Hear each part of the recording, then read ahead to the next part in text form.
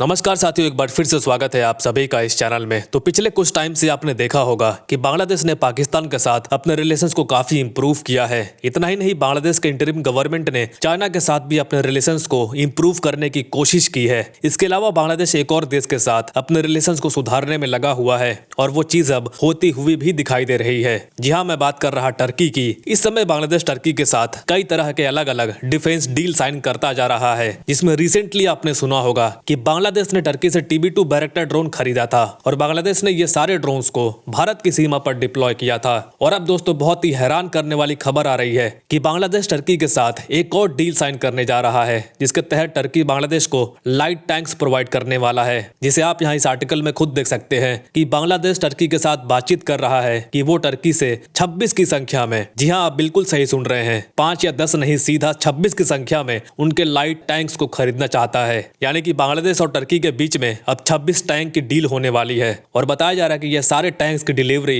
इसी साल से होनी शुरू हो जाएगी। तो पूरी अपडेट क्या है इस वीडियो में समझते हैं, लेकिन आगे बढ़े उससे पहले आपसे रिक्वेस्ट है कि हमें सपोर्ट करने के लिए इस वीडियो को एक लाइक करके इस चैनल को सब्सक्राइब जरूर कर लीजिए। तो जब बांग्लादेश में शेख हसीना की सरकार थी, तब से लेकर ही टर्की बांग्लादेश को बार बार अपने हथियार खरीदने के लिए अप्रोच कर रहा था, क्योंकि टर्की को चाहिए था कि कोई देश उनके हथियारों को खरीदे, जिससे टर्की का डिफेंस एक्सपोर्ट बढ़ जाए। लेकिन शेख हसीना टर्की के साथ किसी भी तरह का डिफेंस डील साइन करने से मना कर देती थी, क्योंकि शेख हसीना के टाइम पे बांग्लादेश का भारत के साथ बहुत ही अच्छा संबंध था और शेख हसीना को यह भी पता था कि अगर वो टर्की के साथ किसी भी तरह का डिफेंस डील साइन करती हैं तो भारत उससे नाराज हो सकता था। लेकिन जब से बांग्लादेश में मोहम्मद यूनिस आए हैं, तब से हमें यह देखने को मिला है कि बांग्लादेश अब टर्की के साथ लगातार डिफेंस एग्रीमेंट साइन कर रहा है और टर्की के साथ अपने संबंधों को भी बेहतर कर रहा है। इसका ही नतीजा आज ये हुआ है कि बांग्लादेश अब टर्की से लाइट वेट टैंक्स परचेज कर रहा है। और यहाँ आपको बता दूं कि लाइट टैंक्स कोई आम टैंक्स नहीं होते हैं। आमतौर पर जो लाइट टैंक्स होते हैं वो हैवी टैंक्स के मुकाबले छोटे होते हैं। लाइट टैंक्स को स्पेशली फास्ट स्पीड और ज्यादा फ्लेक्सिबिलिटी के लिए डिजाइन किया जाता है, यानी कि ये ज्यादा स्पीड के साथ किसी भी सरफेस पर बहुत ही आसानी से चल सकते हैं, चाहे वो सरफेस कीचड़ से भरा हुआ हो या फिर पानी से। और ये हैवी टैंक से बेहतर इसलिए होते हैं क्योंकि हैवी टैंक्स ज्यादा भारी और धीरे चलते हैं। उनकी आर्मर की कोटिंग ज्यादा होती है, जो उन्हें ज्यादा प्रोटेक्शन देती है। लेकिन लाइट टैंक्स में आर्मर कोटिंग थोड़ी कम होती है, इस वजह से लाइट टैंक्स डैमेज भी जल्दी हो सकता है।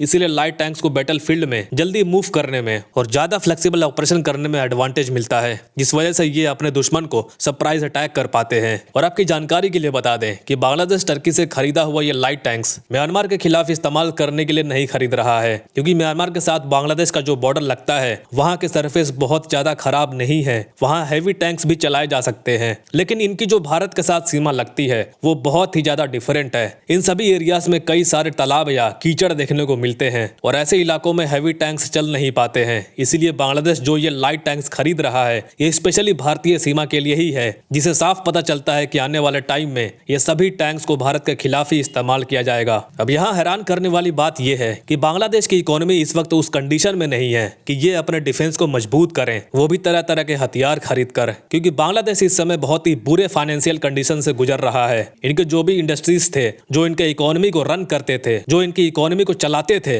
वो सब अब बंद हो चुके हैं। इनके दिन पर दिन फॉरेक्स रिजर्व तेजी से कम होते जा रहे हैं और ऐसा ही चलता रहा तो ये कंफर्म माना जा रहा है कि 2025 के एंड तक बांग्लादेश IMF के पास लोन मांगने के लिए जा सकता है। और जब कोई देश IMF से लोन मांगता है तो उसकी फिर आगे चलकर क्या हालत हो जाती है, उसका जीता जागता सबूत आप पाकिस्तान को देख सकते हैं। यानी कि बांग्लादेश कुछ ही समय में इकोनॉमिक क्राइसिस में जा सकता है और ऐसी स्थिति में भी बांग्लादेश अपनी इकोनॉमी को ना संभाल कर नए नए ड्रोन्स खरीद रहा है, नए नए टैंक्स खरीद रहा है, वो भी टर्की जैसे देश से, ताकि ये भारत जैसे ताकतवर देश को चैलेंज कर पाए। तो खैर दोस्तों, बांग्लादेश पर आपका क्या कहना है नीचे कमेंट्स में जरूर बोलिए। फिलहाल के लिए इतना ही। Thank you very much for listening. मिलते हैं अगली वीडियो में।